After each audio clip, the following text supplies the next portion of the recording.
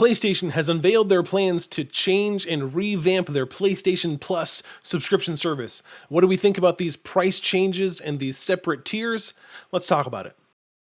What's up, everybody? Welcome to Crossplay. I am Pastor Mark, and today I want to talk to you about PlayStation Plus and the changes that PlayStation is introducing to their subscription service, and we want to evaluate whether or not this is going to be a good thing for gamers and whether it's a worthwhile investment for you when the new plans launch on June 13. So first off, let's cover our bases. PlayStation Plus is the subscription service offered by Sony to PlayStation gamers. This launched all the way back in 2010 on the PlayStation 3, and it was a way for gamers to get access to exclusive discounts, as well as some free games every month. And with the launch of the PlayStation 4, PlayStation Plus basically became a requirement if you want to play games online. Because if you remember, back with the PlayStation 3 days, Sony did not charge for online gaming.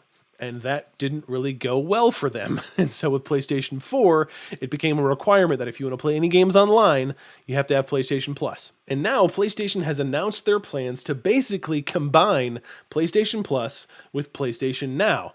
Now, if you're not familiar with PlayStation Now, that's their streaming service where you can stream games or you can download games. So by paying this subscription service, you get access to a library of PlayStation 4 and PlayStation 3 games. And PlayStation Now has always kind of lagged behind its other competitors. It's lagged behind PlayStation Plus in terms of the number of subscribers, and it's lagged way behind Game Pass, which is probably the closest actual competitor to PlayStation Now. Though I would argue that Game Pass and PlayStation Now are very different in their offerings, but whatever. So let's break this down. What is PlayStation offering in these revamped services? Well, now, instead of PlayStation Plus and PlayStation Now, you're going to have everything combined into PlayStation Plus, but PlayStation Plus is now divided into 3 different tiers. You have Essential, Extra, and Premium. The first tier is probably the easiest to understand because it's basically what PlayStation Plus is now. So PlayStation Plus Essential is just essentially PlayStation Plus. You're going to continue to get access to exclusive discounts,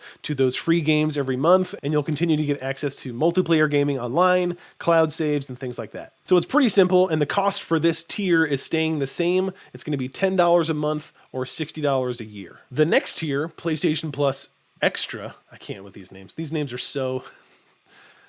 whatever.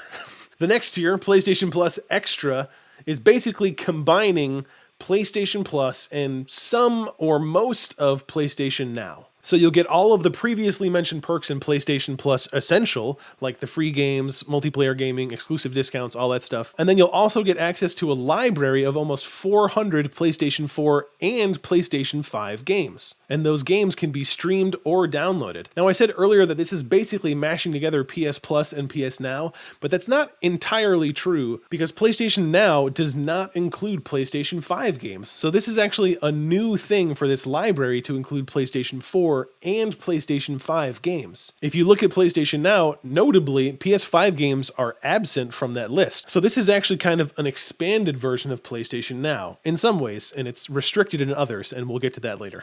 But the good thing is that all of these games, PlayStation 4 and PlayStation 5, are downloadable, so you can stream them or download them. And that's a good thing because not everyone is at the point where they can stream games with their internet. Now, Sony has also announced some of the titles that are coming into this 400 game library, and their list includes games like Spider-Man Miles Morales, Returnal, God of War 2018, Death Stranding, so it's a pretty good list of games. This tier of PlayStation Plus will cost more than PlayStation Plus Essential, so if you want to have the extra tier, that will cost you $15 a month or $100 a year. Now, this last tier, I think, is what has people talking the most, because it has something that PlayStation gamers have been talking about for what seems like a lifetime. The last tier, which is called PS Plus Premium, has a lot of extra perks over the first 2. And we talked earlier about how PlayStation Now expanded to PlayStation 5, but it was restricted in other areas. That's because if you notice, if you go back to the extra tier, PlayStation 3 games have been removed from that library because they're put into this separate library of games now. So with Premium, you get access to those PS3 games in this library.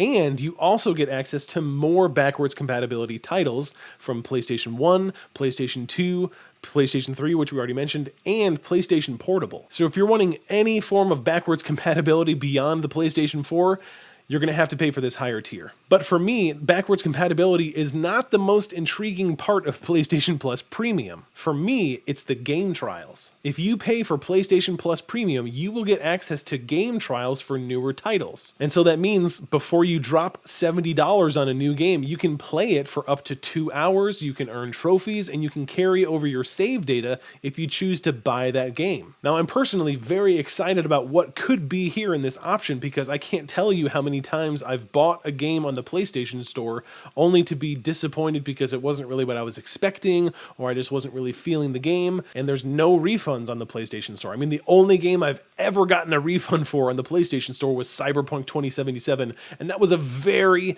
very specific and unique case. So I feel like even though this higher tier costs more, it will actually end up saving money in the long run because I'm not going to buy games that I don't actually like. And I personally prefer the idea of this policy over other refund policies because the nice thing is I don't actually have to pay for the game and then get a refund. It's just a trial. Now, obviously you have to pay for your subscription for PlayStation Plus Premium, but I'm not paying any additional money to buy the game, play it, go through the process of getting a refund and then getting my money back. But the success of this game trial policy thing depends on a lot of factors that we just don't know right now. Like right now, the verbiage from PlayStation is kind of vague. It just says it'll be available for newer select titles. Now, does that mean it's only available for exclusive PlayStation games? Because if that's true, that's dumb. And is it available for only games that are $60 and above? Because if that's true, that's dumb. So yeah, we just don't know how it's going to play out for that. But all in all, I'm pretty excited for this highest tier of PlayStation Plus. If you are too, it's going to cost you $18 a month or $120 a year. And so now the question comes to us, are these changes worth it? And the answer to that is, I don't know.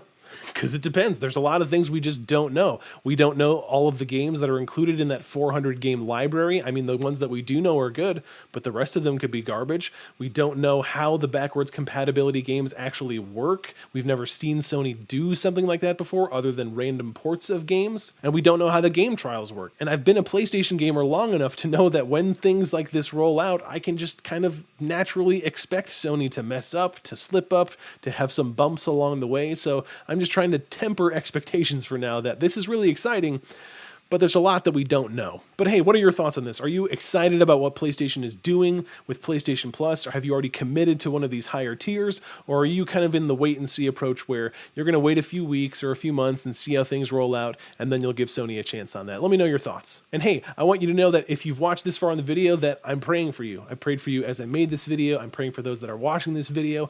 And if you have a specific prayer request, you can leave a comment and I will pray for you specifically. So thanks for watching this video. Remember that God loves you. I'm praying for you, and I'll see you in the next video.